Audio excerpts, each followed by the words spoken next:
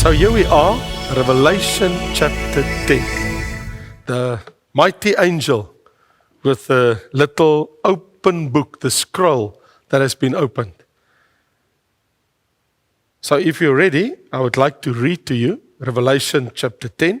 Remember, maybe I must just remind you that according to Revelation chapter 1 verse 3, blessed is he who reads, who hears, and read the words of this prophecy.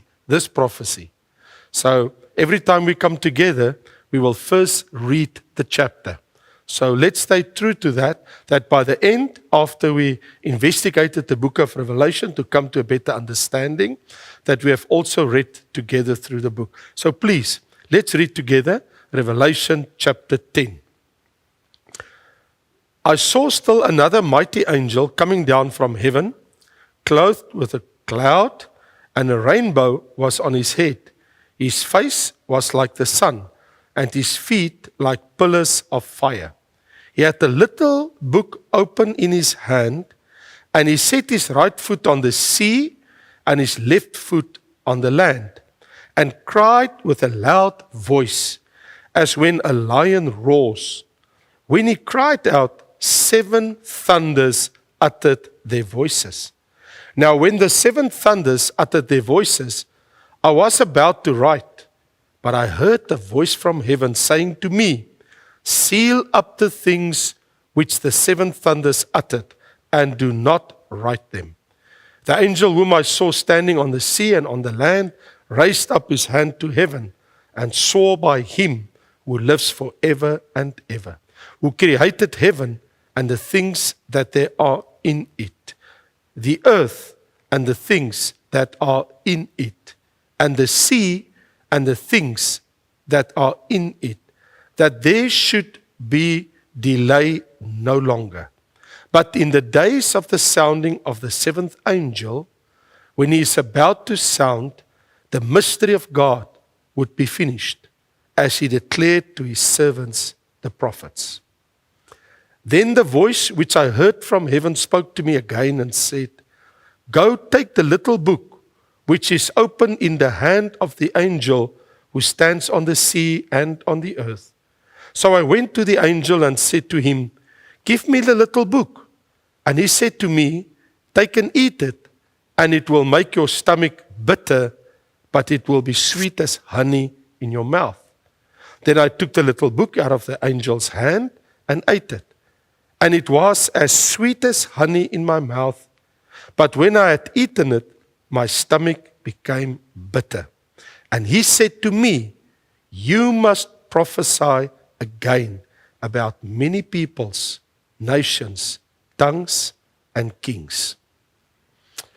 So we have in this chapter what we call a parenthesis relating to the events which take place in heaven during this time when other events will happen on earth.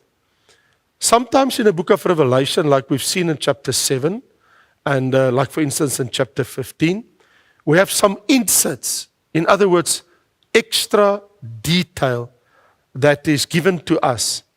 In this particular chapter, we know that we are entering very close to the middle of the tribulation now, which means if we look at what's happening here, it's very clear that time-wise, the words of this prophecy, what we're talking about now, would be somewhere here on God's timeline. In other words, after the rapture, but just before the middle of the 7-year tribulation. In other words, right here, time-wise, somewhere here, we find the fulfillment of Revelation chapter 10. Bear in mind that the 7th trumpet that will sound is the 3rd woe. And we had the 6th trumpet, we had the 2nd woe, and on the 5th trumpet we had the 1st woe. Now we do understand that all 3 were demonic. So looking at this parenthesis, we come to understand that there's an announcement between the 6th and the 7th trumpet. Remember, the last woe, which is the 7th trumpet, only take place in Revelation chapter 11, verse 15. Then the seventh angel sounded, and there were loud voices in heaven. And we know the effect of the seventh trumpet that will sound will mean there will be a war in the heavenlies where the fallen spirit world, the rulers of the darkness, the angel and his fallen angels, where in Revelation 12, there will be a war in heaven between the dragon, the devil, and his angels, and they will be between them and Michael and the holy angels, between the fallen angels and the devil, Michael, and the holy angels.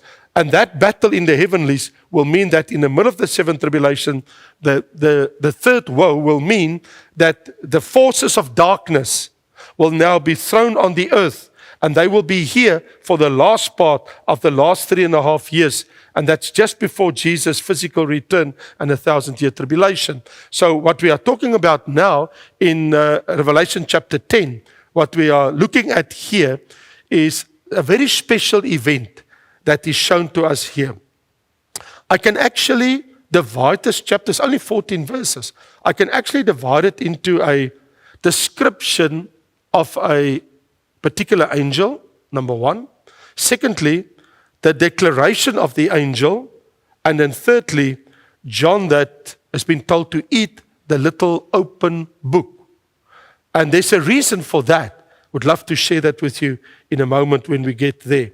But what's also interesting is that because in Revelation chapter 11 verse 15, when the seventh trumpet is sounded, before that we read about the two witnesses, which we know will be two men of God that will appear in the first 3.5 years.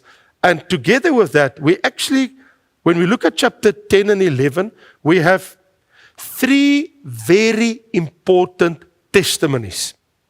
If we look at these two chapters together, between the sixth and the seventh seal, which means before Revelation chapter 10, but before Revelation chapter 11 verse 15. So when we look at this passage in scripture, we see the testimony of the mighty angel, which we will look into now. Secondly, the testimony of the two witnesses.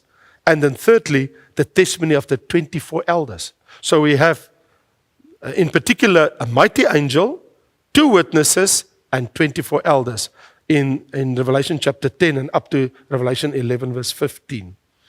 So between the sounding of these two trumpets, I'm talking about now the second woe and the third woe, we are informed of terrible events that will occur on the earth. Now, we know by the time that the seventh trumpet is blown, we have entered the middle of the 7-year tribulation, which is the 70th week of Daniel. You need to also to keep in mind that when we look at this Bible prophecy in Revelation chapter 10, it pertains to what's going to happen on earth, but in particular also to the people of God, the Jewish nation, because the rapture has already taken place. And so if I had to pinpoint where will Revelation chapter 10 and Revelation chapter 11 take place until verse 15, then I have to say it will all take place right up to the middle of the 7-year tribulation. Because from chapter 12, 13 and onward, we move into the second part of the tribulation. And that will take us, the second part, from Daniel chapter 11, 12, the latter part of 11, 12, up to chapter 19. So very clearly, the prophecies contained in those chapters will find its fulfillment in this period. And from chapter 20, when we read about what's going to happen in the time of the millennium, up to Revelation chapter 20, and it will go through to Revelation chapter 21 and 22, where we will go into a new earth and a new heaven. So, for the moment, let's turn our attention to the first part of Revelation chapter 10, verse 1 to 4, the description of the angel, the testimony of the mighty angel. The Apostle John saw a powerful, mighty angel coming down from heaven. But what's interesting is that everything about this angel, I mean, think about it, if you read carefully, robed in a cloud, a rainbow above his head, his face like the sun, his legs like fiery pillars, speaks of divine authority that he had. So when we look at the fiery pillars of the feet of the angel, when we see the image of this being, of this angel, it actually reminds us of the Lord himself. Because in Revelation chapter 14, we see when the Lord appears in a cloud, we see the rainbow, we see the sun, the legs, and very clearly, when we look at, in particular, Revelation chapter 11, verse 3, and I will give power to my 2 witnesses. This is what this angel is saying.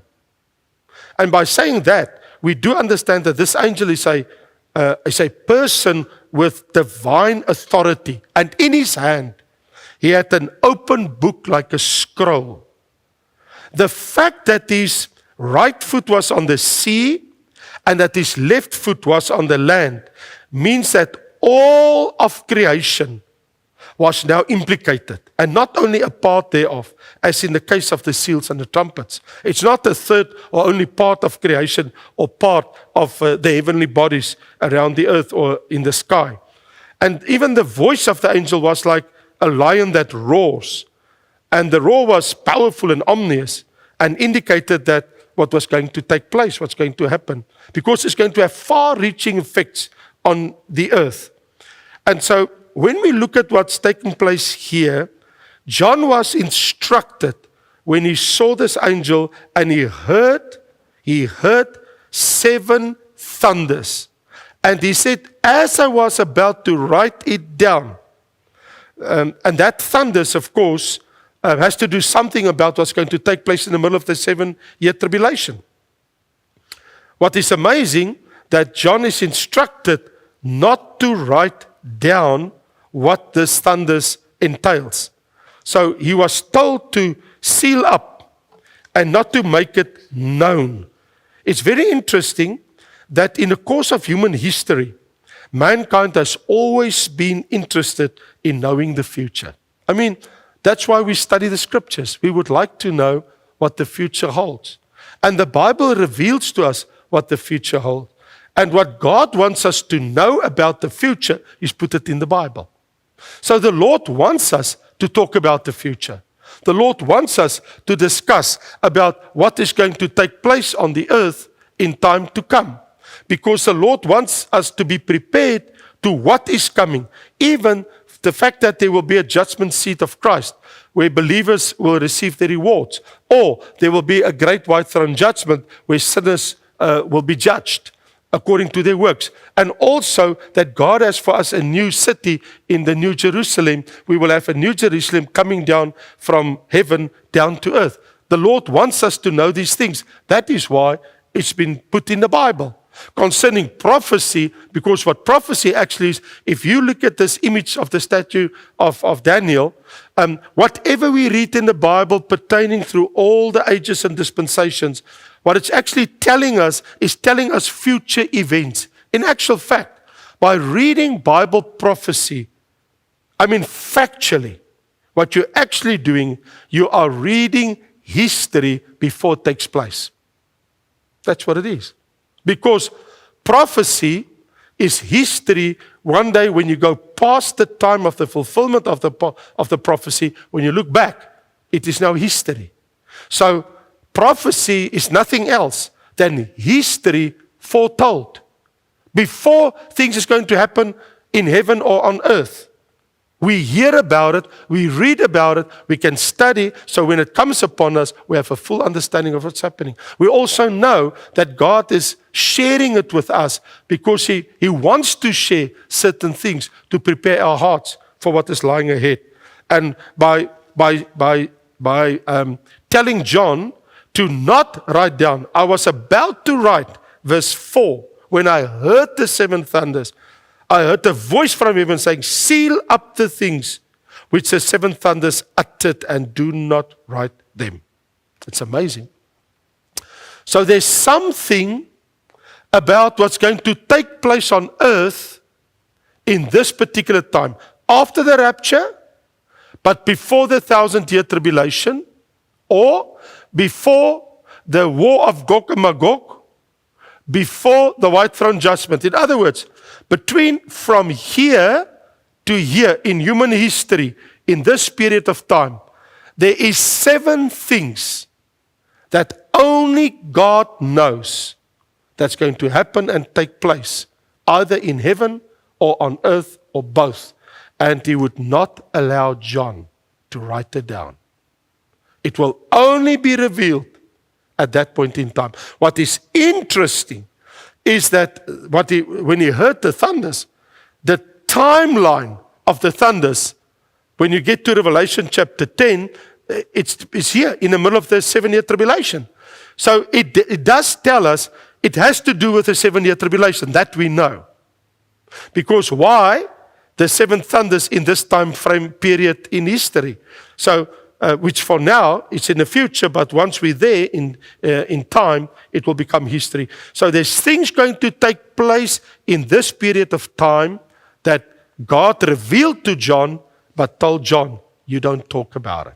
Now that is very interesting, but I also want to tell you, it's not the first time in the Bible that we find things like this. Like for instance, in Daniel chapter 12 verse 9, Daniel was told by the angel, the words are closed up and now sealed until the time of the end. He shall not make it known until we reach the time. And that words are sealed up. It's actually, if you investigate Daniel chapter 12 very clearly, verse 9, when he told Daniel, seal the book until the time of the end, what we do know, Jesus referred to these passages, especially to Daniel 9 verse 27, and also bringing this into bearing about when the Antichrist will sit in the temple to tell people that he's God and need to be worshipped and wanted to be worshipped. So we know we're talking about this time frame period that still needs to take place. Now, the Apostle Paul, he said in 2 Corinthians chapter 12, I know of a man caught up to the third heaven, caught up to paradise, and he heard in paradise, Paul says, in this time frame period, Paul says, I know of a man who was in heaven, and he heard inexpressible things which was not allowed to speak on earth. So there's things that when you enter heaven that you hear, you're not allowed to speak it here. So here we find John on the Isle of Patmos, and he is told, don't write it down. So John was instructed to seal it up, which means keep it hidden. What he had learned from the 7 thunders, it had to remain hidden. Let me tell you, it will only be known when it takes place in the end time.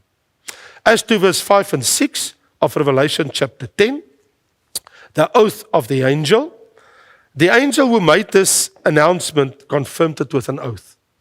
He swore by him who lives forever and ever. Now, the intention by saying these things, that there will be no more delay. In other words, what is very interesting is in Bible prophecy, because this this prophecy takes place in this time frame period. What is very, very interesting is the moment we reach this time period in Bible prophecy, which is in the middle of the 7 year after the rapture, there's a declaration from heaven. There is no more time delay. In other words, whatever God said will now go into fulfillment. There's no more time delay. And then clearly, as you go into the next chapters, chapter 11, chapter 12, chapter 13, immediately you will encounter the words a time and times and half a time.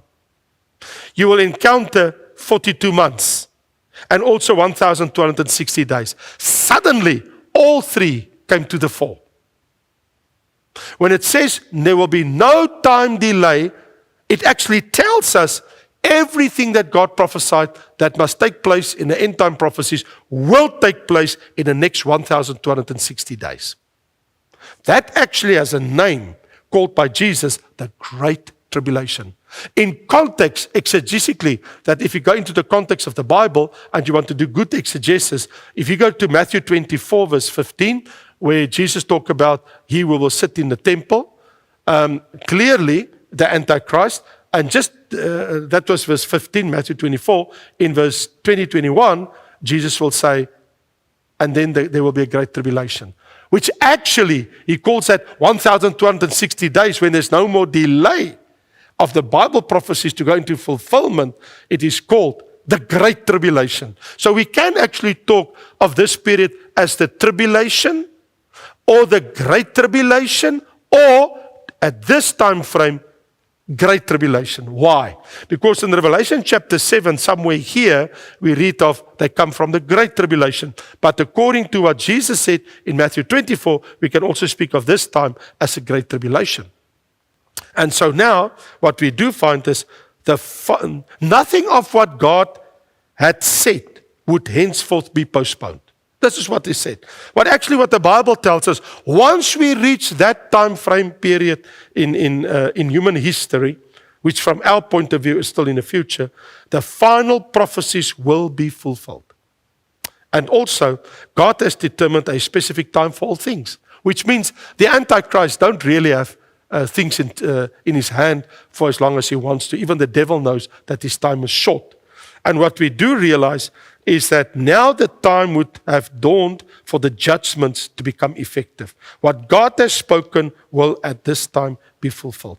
And so the declaration that is made in verse 7 of Daniel chapter 10, but in the days of the sounding of the seventh angel, let me remind you, the sounding of the seventh angel, which is said here in Revelation chapter 10, where do you find it? In Revelation 11 verse 15, which is actually, incidentally, also the third woe, when the devil and his angels is cast out of heaven. So what it is saying, in the days of Daniel chapter 11 verse 15, when the seventh trumpet, the third woe takes place, then there will be a war in the heavenlies, and the war will be lost by the devil and his fallen angels. They will be cast down to the earth.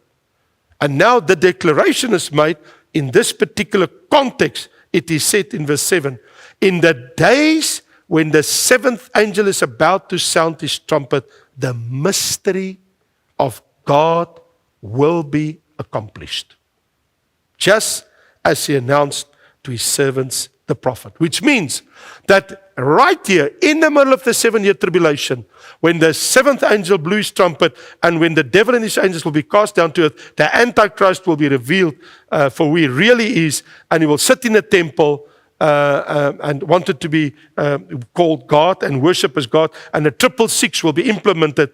This time will become a terrible, terrible time on planet Earth. And it is clearly said, when the third woe is when the devil and his angels that's in the heavenlies, when they are cast onto the earth, when this has happened, the mystery of God will be accomplished.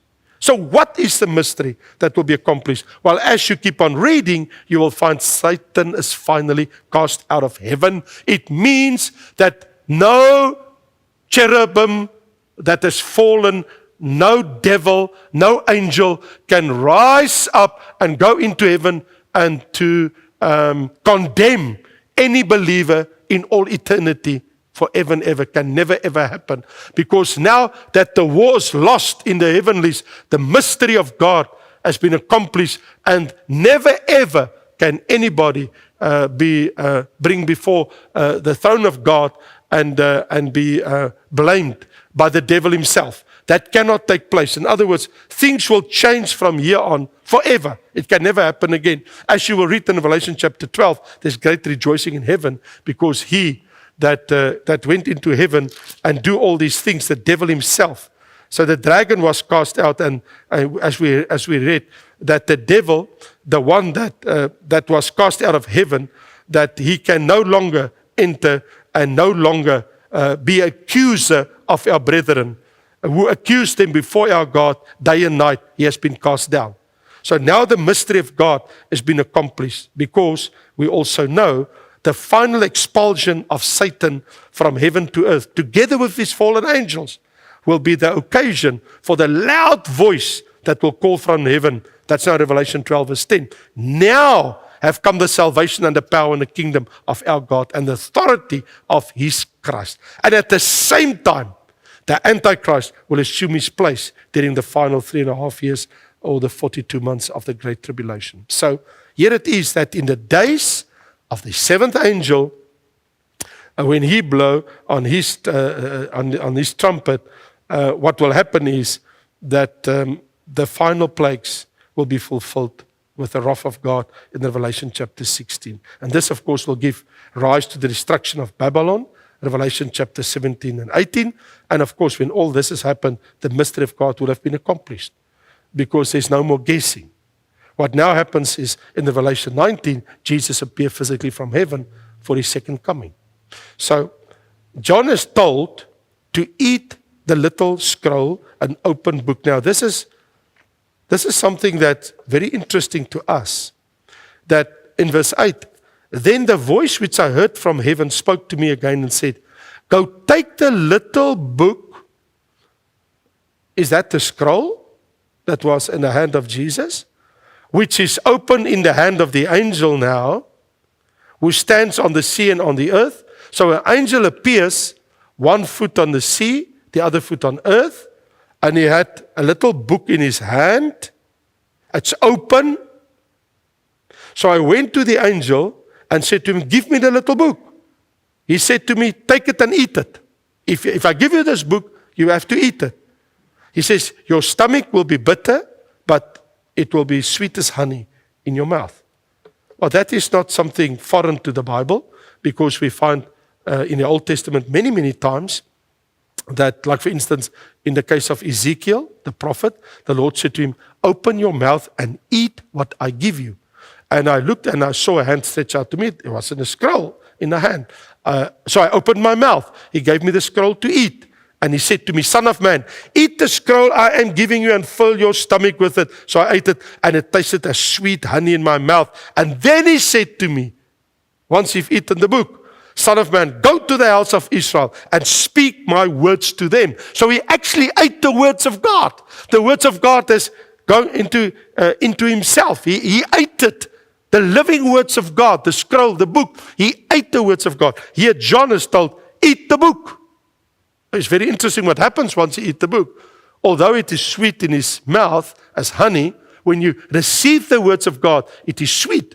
But in his stomach become very bitter, because when you understand what it is, the judgments of God and the wrath of God that will be poured out on the earth, it's very bitter for mankind to know what's going to happen.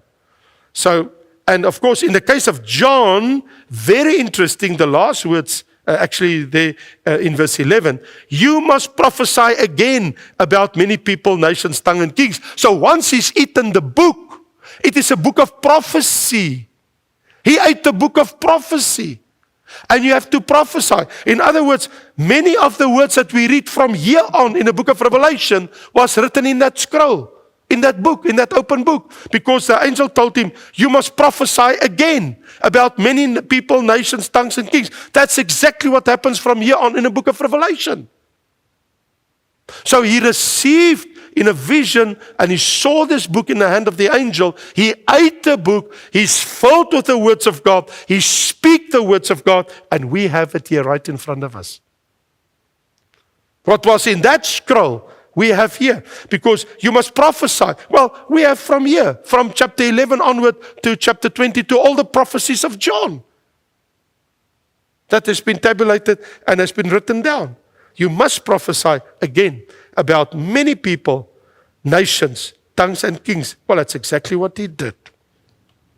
So for sure, what we do know is that what it means is to eat the word before you convey its message. God's word contains sweet promises, but for sure, the judgments is bitter warnings and prophecies of judgment. So in the remainder of the prophecies of this book, John has much to say about the nations of the world. It's filled in the chapters that's following from chapter 11 and onward. So John was now the prophet of God who had to preach God's message. It was sweet in his mouth, but with bitter consequences for mankind, because John had to make known the judgments of God to a sinful world. And both the just and the unjust had to listen to these words, according to Revelation chapter 22, verse 10 and verse 11. Let the just listen, and the unjust, let them hear the words of God. And so the Bible also closes this prophecy, this scroll, this book, that he has eaten and spoken the words. It will end that nobody is permitted to take anything away from the words of this prophecy in the book of Revelation, chapter 22, verse 18 and 19. So here we are. What we find in this parenthesis, in other words, this interjection of additional information in the end time, because this is what it is.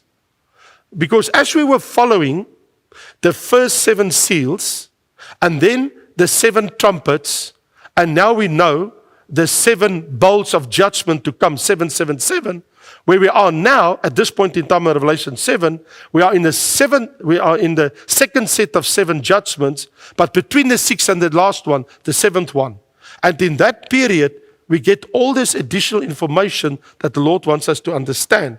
So in this parenthesis, we have to take note of things that are not the contents of the seals, the trumpets or the bowls, but nevertheless are events that will be fulfilled concurrently with the main events of the Great Tribulation. So in actual fact, what we have here is additional information. And let me tell you, when we go next time around to Revelation chapter 11, it will be mind-blowing to see what additional information has actually been given to John to share with us. Amen. God bless you. Thank you.